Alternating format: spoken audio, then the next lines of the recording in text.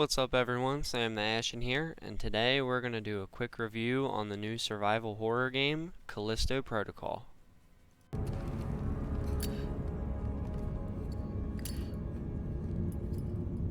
You got something to say? You're gonna keep flicking that thing all day. There are no spoilers in this video. I kept the story elements to a minimum. I found the story really intriguing and the characters were well built. The devs did a good job of interweaving the gameplay with the story to make it pretty easy to follow along, while also having plenty of optional content for anyone who wants to dig deeper and reap the rewards for doing so. Got another one! Name's Elias, by the way. Jacob. Don't lose it, Jacob. Might just save your life.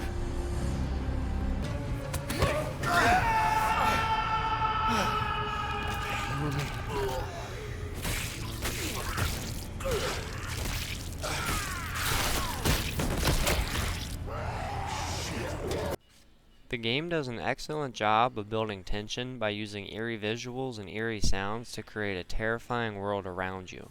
Speaking of sounds, I would strongly recommend using headphones. Seriously, there are a lot of sounds you would never hear by just using your TV. Headphones elevate the sound design from eerie to downright thrilling.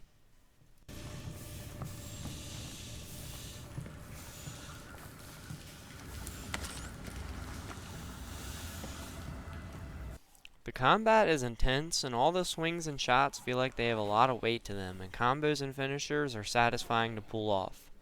I would strongly recommend to try different difficulties, especially the hardest, maximum security, because for some people it will elevate the intensity. No matter what, you can always change the difficulty in the options menu at any point, so you have nothing to lose by trying different ones.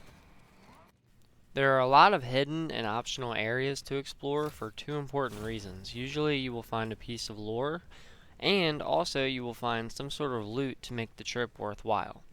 These optional paths are usually harder than the other areas, so coming out on top feels like a true challenge and an accomplishment. I'm obviously a huge fan of FromSoft and Dark Souls, and one thing they are renowned for is their inter-world connectivity. This game is certainly not on the level of a Dark Souls game, but I can see they made an effort to make the world feel connected, and they did a really respectable job. My main complaint for the game is that there isn't as much enemy variety as I would like, especially for the first few acts. Luckily, the combat, story, the world building are so solid that the enemy variety doesn't hinder the rest of the game that much. The game also has a solid progression system. You don't level up any stats, instead you build up the tools that you find around the world and you are able to upgrade them at a reforge center throughout the game. This gives another layer to the gameplay, making you think about what is worth taking and what you have to leave behind due to your limited inventory space.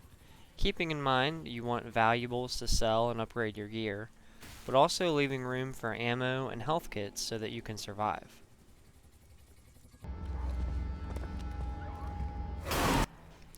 Callisto Protocol does a good job of making the environment around you useful in a gameplay sense, which helps keep you on your toes and on the lookout for any hazards that could endanger you or help you defeat any monsters lurking around.